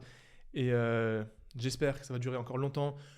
Pour 2025, je vais tout mettre de mon côté, en mon pouvoir, pour te proposer des podcasts de qualité, pour que tu deviennes une meilleure personne sur le plan physique, mental, moral et professionnel. Tout faire pour vous proposer le meilleur contenu sur YouTube, pour vous apporter des valeurs, des compétences, du divertissement, des connaissances. Et avec la marque Base Athletics et Basse Performance, tout faire pour vous apporter un beau mode de vie, des vêtements de qualité pour vos sports, pour la muscu, le Hyrox, le CrossFit, les triathlons, et pour pouvoir vous motiver et vous inspirer au quotidien autour des valeurs qui sont très importantes pour moi, la discipline, la résilience ou encore le travail. À travers le slogan Made for performance. Du coup, je profite rapidement de ce passage pour vous dire que toutes les collections de ma marque sont disponibles sur mon site. Le lien est dans la description de ce podcast. Vous avez des collections pour le triathlon, des accessoires de muscu, shaker, ceinture, flasque, casquette de run et également tout ce qu'il faut pour vous équiper pour vos entraînements Aerox, musculation, crossfit, peu importe. Il y a les débardeurs, les t-shirts, les shorts, les nouveaux hoodies. On a 5 drops uniques en conditions limitées qui arrivent au mois de janvier. L'année 2025 sera absolument masterclass et c'est en partie grâce à vous. On a un service après-vente qui répond sous 24 heures. C'est ma copine et moi-même qui le faisons. On bosse ensemble, on est à 2, on est à 1000% là-dessus. Vous commencez à la connaître et ça, c'est juste incroyable. On a également les sacs tactiques qui viennent de sold out, mais qui, au moment où vous écoutez ce podcast, vont arriver en restock. Là, ils sont en production. Donc, merci infiniment pour votre soutien à travers la marque de vêtements. C'est sur ce point que je vais mettre toute mon énergie et toutes mes ressources financières en 2025 pour faire la meilleure croissance possible pour Buzz Athletics. Et ça va être en partie grâce à vous. Donc, merci infiniment pour votre soutien. Et du coup, maintenant que ça s'est dit, on arrive à la dernière partie de ce pourquoi je suis gratitude, de ce pourquoi j'ai de la gratitude et de ce pourquoi je suis reconnaissant, c'est d'avoir une copine et des proches qui me soutiennent dans mes projets, une copine avec qui je travaille au quotidien. Comme je l'ai dit, elle bosse avec moi sur Buzz Athletics. C'est juste une chance, c'est incroyable de trouver la personne qui peut vous soutenir, qui peut vous comprendre dans tout ce que vous faites, que ce soit les projets sportifs, les projets professionnels, les déplacements. Bref, c'est incroyable et je vous souhaite à toutes et à tous de vous trouver cette personne qui peut vous motiver au quotidien. Donc que ce soit un ami à vous, un proche, votre copain, copine, mari, femme, peu importe, c'est extrêmement important et vous devez être reconnaissant si vous avez cette personne, d'avoir quelqu'un qui vous comprend, qui peut vous remettre dans le droit chemin quand il faut et qui accepte qui vous êtes tel que vous l'êtes. Donc voilà, moi je suis hyper reconnaissant pour ces 4 choses, être en bonne santé physique et mentale, de pouvoir vivre de ma passion, de pouvoir vous motiver et inspirer autant de personnes et d'avoir des proches et une copine qui me soutiennent dans absolument tout ce que je fais. Donc voilà pour cette question. Très important, vous pouvez le faire tous les jours de l'année 2025 qui arrive. Posez-vous les matins et dites-vous pourquoi vous êtes reconnaissant aujourd'hui. Ça vous permet de faire le bien dans votre esprit, dans votre mental et c'est important pour votre santé mentale. Et c'est ce qui nous emmène donc à la question suivante, question numéro 7. Comment tu as pris soin de ta santé physique, mentale et émotionnelle en 2024 ? Est-ce que tu as adopté de nouvelles habitudes ou de nouvelles pratiques ? Très important. Donc 3 points pour la santé physique, la santé mentale et également la santé émotionnelle. Donc moi pour le premier point, enfin même un petit peu tous les points, je ne vais pas rentrer dans les détails parce que le dernier podcast que je vous ai fait, c'est sur les 5 habitudes que j'ai mis en place au quotidien, tous les jours de l'année 2024. Et là, vu que je vous enregistre ça le lundi 30 décembre, on est officiellement à la fin de l'année 2024 et je peux vous dire haut et fier. Là, j'aurais peut-être pu dire ça pour la première question. Ma fierté, c'est que j'ai fait ces 5 actions absolument tous les jours de l'année 2024. Je n'ai pas raté un seul jour. Oui, je n'ai pas raté un seul jour. Donc, ces 5 habitudes, je vous les dis rapidement, mais si vous voulez tous les détails, le pourquoi, du comment, pour les mettre vous-même en place, je vous invite à écouter le dernier épisode, celui juste avant celui-ci. Donc, habitude numéro 1, c'est faire 10 000 pas par jour. Habitude numéro 2, lire 10 pages par jour. Habitude numéro 3, prendre une douche froide tous les jours. Habitude numéro 4, prendre une photo de soi. Et habitude numéro 5, mettre un post sur les réseaux sociaux. Story, un post, une vidéo, peu importe. Voilà mes 5 habitudes qui m'ont permis de rester focus, de rester dans le droit chemin, qui ont des bienfaits sur mon mental, mon physique et qui, je l'espère, pourront vous impacter positivement si vous décidez de les mettre en place. Ensuite, au niveau de la santé émotionnelle pour moi, ce qui a été intéressant, c'est de continuer à m'informer, comme je l'ai dit avant, en lisant des livres, en écoutant des podcasts, en écoutant des podcasts sur les relations hommes-femmes, des podcasts sur le bonheur, comment être heureux, comment être plus heureux. Tous ces petits trucs, ça peut être intéressant si vous souhaitez mieux comprendre comment vous fonctionnez. Et ensuite, la dernière des choses pour prendre soin de tout ça, c'est d'avoir une routine carrée. Ce que j'essaye d'avoir, je pense honnêtement que je ne peux pas faire grand-chose de mieux au niveau de ma routine. Parce que là, ça fait plus d'1 an. Déjà, je suis quelqu'un qui n'est jamais bu qui ne suis jamais sorti tard et qui ne boit pas d'alcool. Donc déjà, ces 3 trucs, ça te met au-dessus d'un point de vue routine pour optimiser tout ce qui est ta testostérone, ta dopamine, ton bien-être, ta récupération. À côté de ça, je fais énormément de sport. On ne va pas rentrer dans le débat que trop de sport, ça peut être aussi néfaste. Mais voilà, je fais du sport régulièrement, je fais mes 10 000 pas. Je lis beaucoup, j'écoute des podcasts, je ne bois pas, je ne fume pas, je ne sors pas tard, j'évite les écrans avant de dormir, je prends mon premier café 1 heure après le réveil, j'essaie de ne pas prendre de café après 14-15 heures. Donc voilà, je prends mes compléments alimentaires, zinc, magnésium, oméga 3, vitamine D, ashwagandha, créatine, vitamine C, tout ça au quotidien.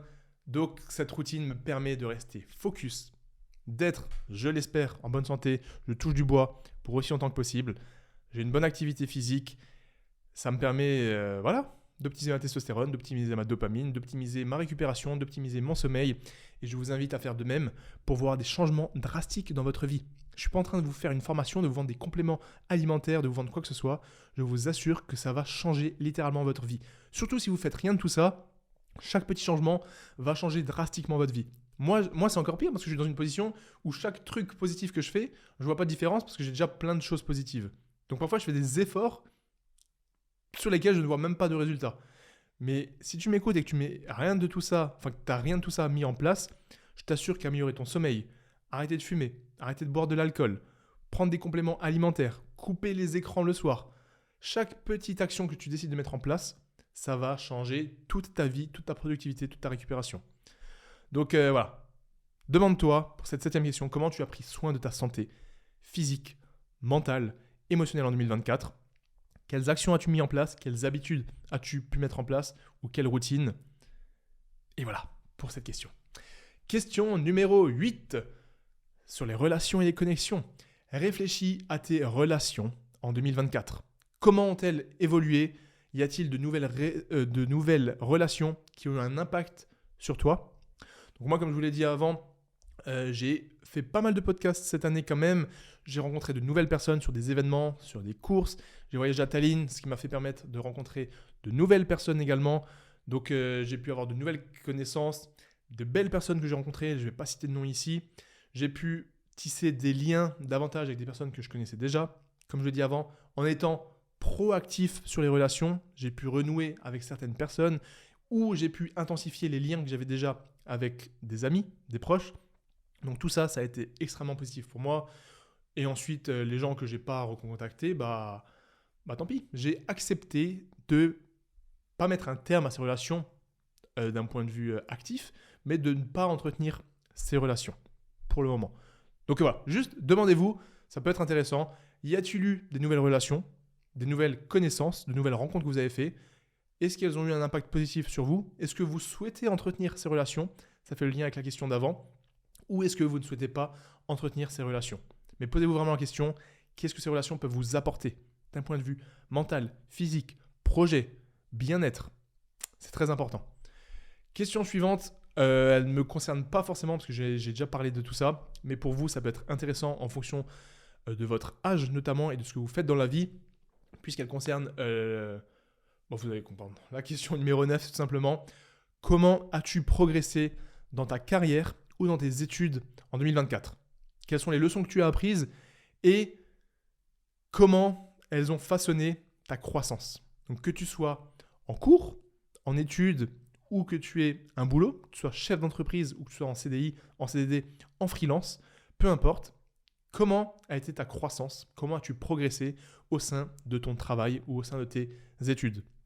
Moi, je ne vais pas revenir sur Base Athletics, je vous ai dit, il y a eu une croissance, pas autant que je voulais. Sur YouTube, pareil, j'ai appris que être efficace, que être occupé, ce n'est pas être productif, que le travail intelligent est mieux que le travail acharné, mais qu'il faudra toujours travailler dur pour réussir et que déléguer, c'est la clé. Voilà mes apprentissages, mais posez-vous les questions vous, qu'est-ce que vous avez appris cette année et comment vous avez évolué dans votre boulot ou dans vos études. On arrive à la question 10, celle-ci elle est importante puisqu'elle parle du bonheur. Quels ont été les instants en 2024 où tu t'es senti pleinement heureux et pleinement aligné avec toi-même ? Et qu'est-ce qui les a rendus si spéciaux ? Pourquoi est-ce que dans les moments que là tu vas te noter, pourquoi ils ont été si spéciaux, pourquoi tu as été si heureux, pourquoi tu as été si aligné avec toi-même. Moi, je vous avoue, j'ai dû creuser un petit peu dans cette question.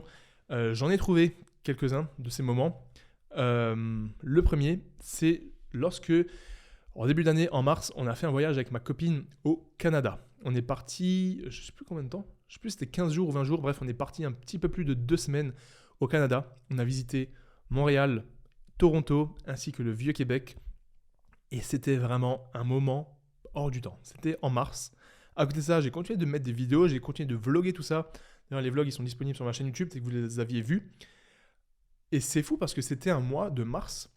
C'était le mois de mars, je vais être transparent avec vous, c'est le pire mois de base athletics de toute l'année. Et même peut-être même de toute l'année dernière confondue. Donc sur les 2 dernières années, le mois de mars 2024, il n'y a pas eu de nouvelle collection, il n'y a pas eu beaucoup de promotions, de marketing, etc. Donc le mois de mars de cette année 2024, c'était le pire mois de l'année. Le mois où il y a eu le moins de chiffres d'affaires. C'est-à-dire, c'est le mois où j'ai gagné le moins d'argent. Et en même temps, j'étais au Canada en train de découvrir un nouveau pays. Certes, j'étais en train de bosser, de contacter les fournisseurs, de filmer des vlogs, de monter les vlogs, de poster sur Instagram, parce que moi, comme je l'ai dit, je travaille tous les jours de l'année. Mais j'étais quand même dans un cadre pas hyper optimal pour la prépa Ironman et pour les projets Base Athletics. Donc malgré que c'était le pire mois de l'année en termes de chiffre d'affaires, c'est un voyage qui m'a rendu pleinement épanoui, pour lequel j'ai des souvenirs de fou. Rien que là, quand j'y repense, c'était incroyable. J'ai découvert le Canada, j'ai découvert Montréal, on a visité les chutes du Niagara, c'était un truc de fou. Toronto, pareil, c'était une ville hors du commun. J'ai jamais été à New York, mais j'avais l'impression d'être à New York. Bref, c'était fou. J'étais juste avec ma copine, on a découvert tout ça. Et voilà, c'était un moment où, clairement, j'étais heureux, j'étais content, je me sentais bien. Et voilà, un de mes souvenirs. Ensuite, le deuxième, c'est l'après Ironman. Pendant quelques jours, le lendemain et les 2-3 jours qui ont suivi, ils étaient un petit peu bizarres. J'avais une espèce de sensation d'accomplissement. C'est une sensation absolument indescriptible. Tu te prépares pendant 12 mois pour un truc. Tu fais la course la plus dure de ta vie. Ta course, elle dure 12 heures en fait. C'est énorme. Tu t'es levé tôt le matin, la veille, bref. Et les jours qui suivent, je me sentais bizarre. Comme si ça y est, c'était fait. Le job est fait. Je suis fier, mais... Enfin, je suis... Enfin, c'est quoi le slogan ? Ouais, fier, mais pas satisfait. Genre, je sentais qu'il m'en fallait plus. Ce que je vous ai dit avant, ça m'a pas apporté ce que j'imaginais. Malgré ça, j'ai cette sensation d'accomplissement. Ça y est, c'est fait. Tu as atteint l'objectif que tu t'es fixé. Et en fait, je pense que cette sensation-là que je décris, c'est le fait d'avoir atteint l'objectif tel que je l'avais dit quelques mois auparavant. Je me suis mis cet objectif envers moi-même. J'ai fait une vidéo pour prouver que je voulais faire cet objectif. Ironman en moins de 12 heures. Je l'ai fait, donc j'avais cette sensation d'accomplissement et je me sentais trop bien. J'étais là à Tallinn avec ma copine. J'avais plus de prépa. Je pouvais enfin passer les journées avec elle, à bosser ensemble sur nos projets. Et il y avait une sensation absolument d'épanouissement. C'était fou. Et le troisième que je me suis noté, c'est pas un moment précis, c'est plein de petits moments. C'est un retour en Alsace quand on était encore dans notre maison, dans laquelle je filmais les premiers vlogs entre janvier et juillet de cette année. Et c'est quand on allait marcher le soir, dans les champs. Surtout en été, parce qu'on pouvait marcher en débardeur, en short. Juste on sortait. On était littéralement, on vivait en face des champs. Et dans ces champs, il n'y avait personne. On habitait juste à côté de l'aéroport. C'est-à-dire que quand on marchait, on voyait les avions atterrir et décoller. Il y avait le bruit des criquets, il faisait beau, il faisait bon. Et ça, c'était des moments. Là, quand on y repense, c'est peut-être un des seuls trucs qui nous manque le plus là de notre maison et là en Alsace. C'est ce moment où on marchait dans les champs. On allait faire nos pas le soir. Juste après dîner, on allait digérer avant de se poser devant la télé, devant une petite série. Et c'était incroyable. Et là, quand j'y repense ces moments, c'est vraiment des moments où je me sentais extrêmement heureux, épanoui, où je pensais à rien. Même quand j'étais saoulé ou quand ça allait pas, quand j'étais stressé par rapport à certains projets. Juste on sortait, on allait marcher. Et c'était trop bon. C'était tellement agréable. Et voilà donc les moments pour lesquels je me sentais pleinement heureux pour cette année 2024. J'espère que vous en avez. J'espère que vous en avez beaucoup. Et je vous le souhaite en tout cas de tout cœur de vivre le maximum de moments comme ça pour l'année qui approche, l'année 2025. Donc voilà pour cette 10e question. Quels ont été les moments et les instants où tu t'es senti pleinement heureux, épanoui, et aligné avec toi-même? Pour la 11e question, j'aimerais qu'on parle de l'impact et de l'influence que vous avez, que toi tu as sur les autres. Donc, comment tu as influencé ou aidé les gens autour de toi, que ce soit au travail, dans ta communauté, dans ta famille ou avec les inconnus. Quelles actions tu as mis en place? Comment est-ce que tu parles avec les autres? Quels sont les comportements, les attitudes que tu as avec les autres? Comment tu essayes de les aider ou non? Et quel impact tu laisses dans la vie des autres? Donc moi, c'est très simple. J'essaye d'avoir l'impact le plus positif sur les autres aujourd'hui.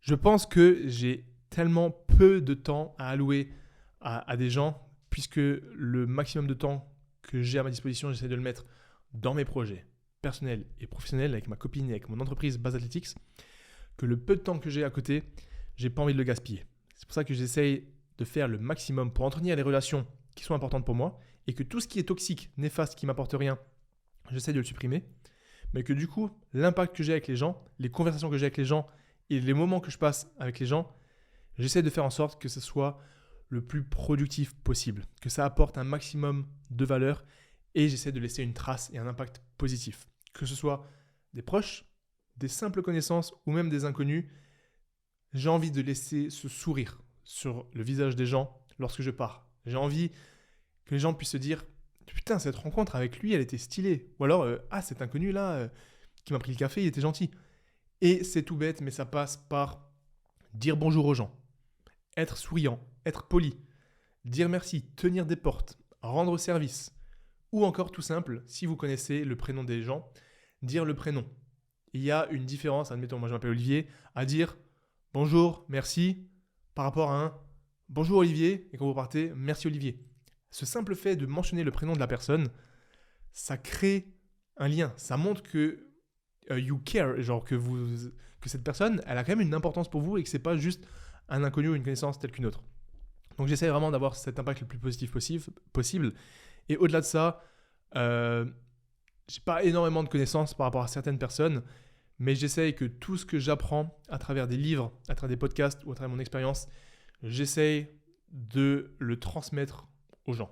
J'essaie toujours d'apporter un maximum de feedback, un maximum de critiques constructives pour aider les gens dans leurs projets, pour essayer de les motiver davantage, pour essayer de les rendre plus motivés à accomplir leurs propres projets, plus disciplinés, essayer de les garder dans le droit chemin. J'essaie vraiment d'avoir cet impact sur le maximum de personnes et c'est ce que j'essaie de faire notamment à travers ce podcast, à travers mes vlogs, montrer que tout est possible, montrer qu'il faut rester souriant, il faut rester motivé, il faut rester discipliné, puisque c'est ça les vraies valeurs de la vie, selon moi. Je n'ai pas la science infuse, c'est comme ça que je vois le monde, je vous l'ai dit avant, il ne faut pas juger les gens, on a tous notre vision du monde. Moi, la vision que j'ai du monde aujourd'hui, elle est comme ça. Peut-être que dans un an, j'en aurais rien à foutre des gens et j'aurais plus envie d'être comme ça, mais aujourd'hui, j'ai envie d'être comme ça. J'ai envie d'avoir un impact positif parce que je suis persuadé que c'est à nous de faire le bien autour de nous.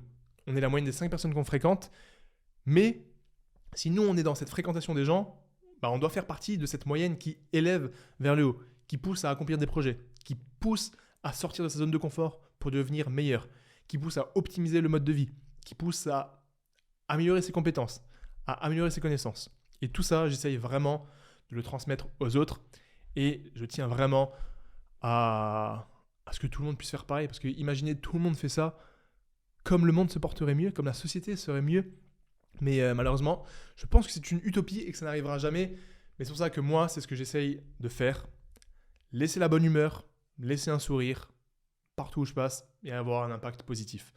C'est absolument pas arrogant ce que je dis, c'est juste ce que j'essaye de faire. Voilà. Donc posez-vous cette question.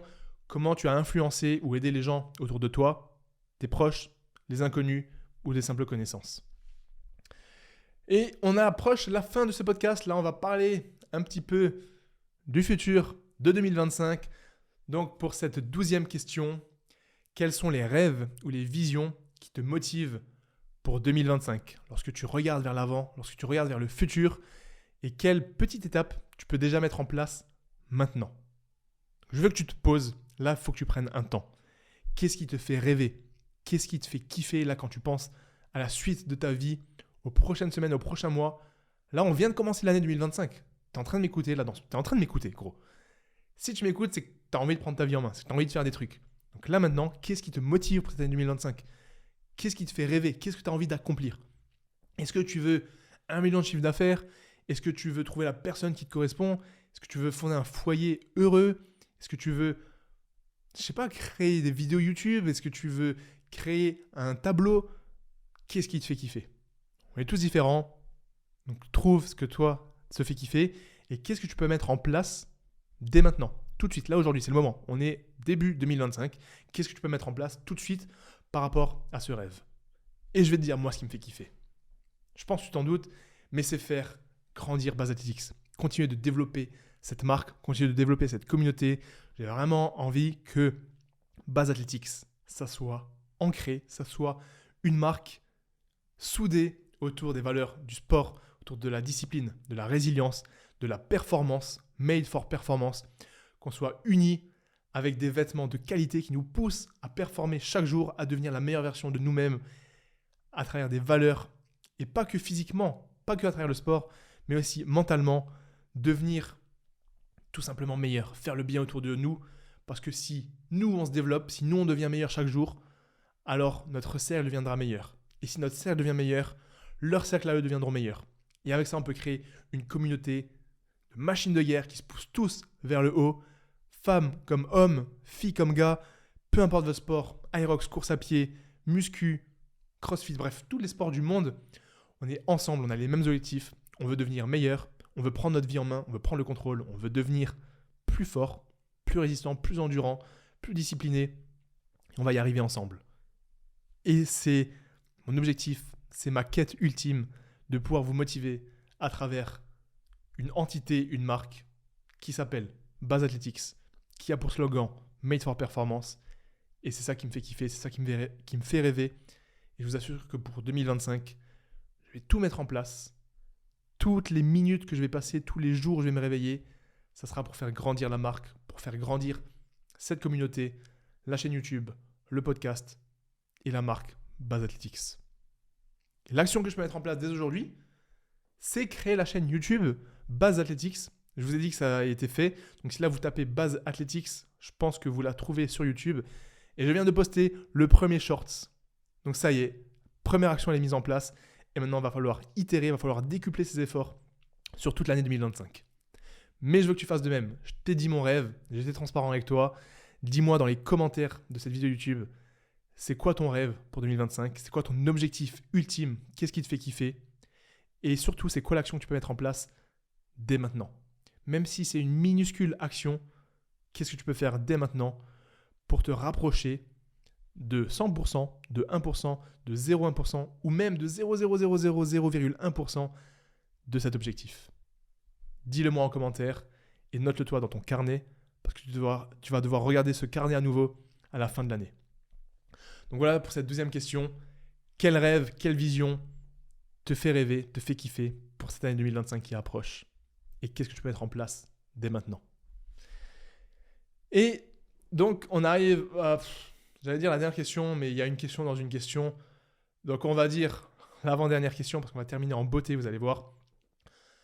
Alors, à partir de tes expériences sur 2024, qu'est-ce que tu aimerais faire différemment en 2025? Y a-t-il de nouveaux domaines que tu aimerais explorer ou des changements que tu souhaites apporter?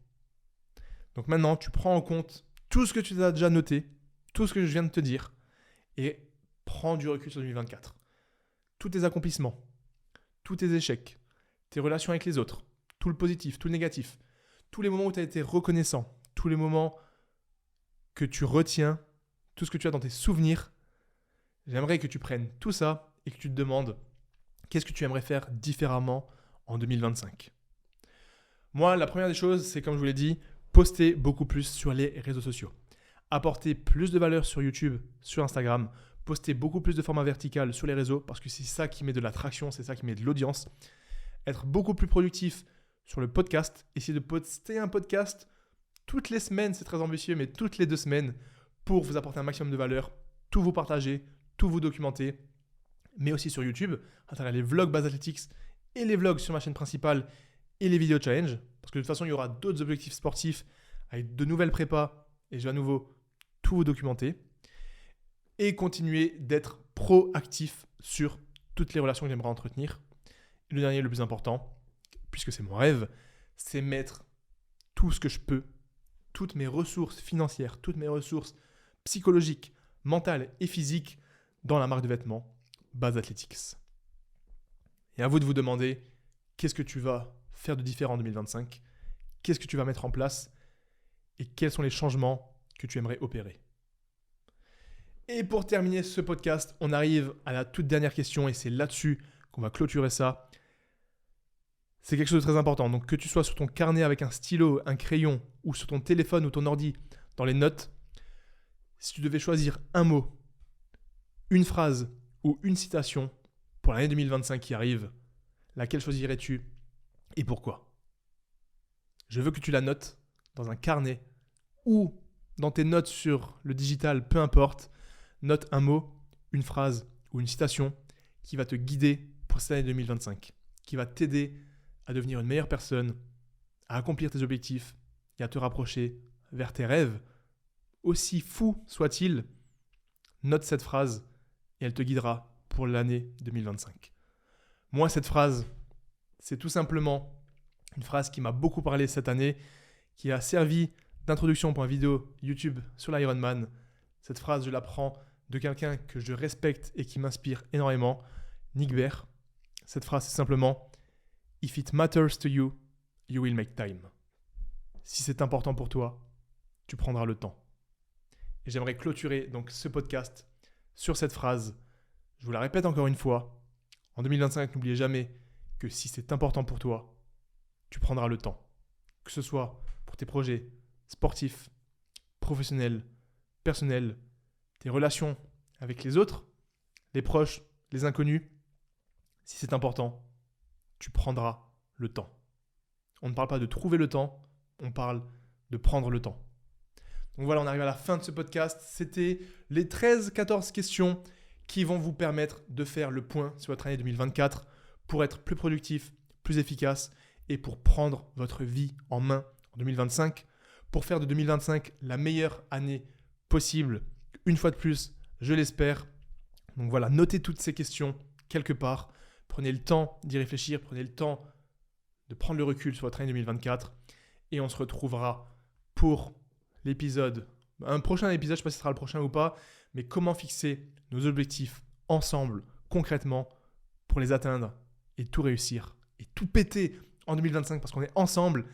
Et voilà, fin de ce podcast. Si ce n'est pas encore fait, je t'invite à t'abonner si tu es sur YouTube ou à mettre une review de 5 étoiles si tu es sur Spotify ou une autre plateforme d'écoute. C'est grâce à toi. On est à plus de 3000 reviews de 5 étoiles. C'est juste énorme. Donc si on peut atteindre les 5000 reviews cette année, ça sera absolument magnifique. Et je vais juste terminer en te motivant un petit peu. Là, on est le 30 décembre. Je ne sais pas quand ce podcast y sort, mais je me suis engagé à aller courir un 50 km avant la fin de l'année. Et donc, il me reste 15 jours. Demain matin, 31 décembre, mardi 31 décembre, je vais devoir courir tout seul dans le froid de Tallinn 50 km. Voilà, c'est dit. Je l'ai dit dans ce podcast, j'ai plus le choix. Demain matin, je vais me lever. Peu importe le temps que ça me prendra, les douleurs que je vais avoir, je vais courir 50 km. C'est ma façon de terminer l'année 2024 comme il le faut. Donc, si tu veux te mettre un année challenge, même si c'est trop tard au moment où tu écoutes ce podcast, si tu veux te mettre un challenge pour bien commencer l'année 2025, c'est le moment et on va tout péter.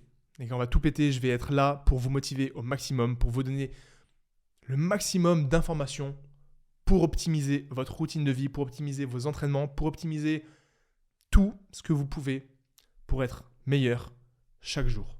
Je veux que vous réussissiez parce que tout ce que j'ai aujourd'hui, je le dois en partie grâce à vous, grâce à mon travail, mais aussi grâce à votre soutien depuis toutes ces années.